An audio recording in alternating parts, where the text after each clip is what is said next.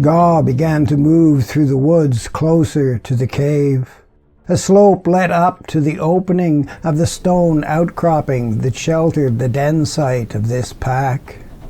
Gaw climbed on all fours as he moved up as close as he dared, stopping behind a bush that afforded a view up the slope. From this vantage point, you could see the light of the campfire reflecting onto the roof of the cavern. Most of the pack huddled around its warmth. Shadows of wolves and the taller figures of the Totem Tribe flickered on rock. It reminded Gaw of when he was young. It reminded him of the first time he was taken deep into an underground world where the spirit animals lived upon stone in darkness. By torchlight, stories were chanted by the elders.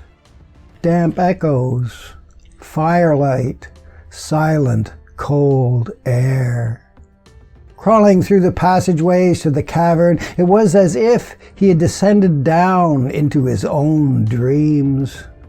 Is this where he would travel in his sleep at night?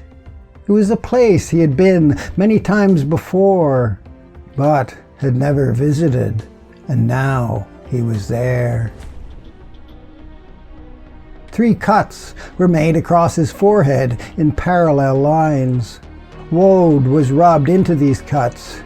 He was marked, and the next day he would be allowed to join the hunt with the men, the childless women, and the tribal wolves for the first time.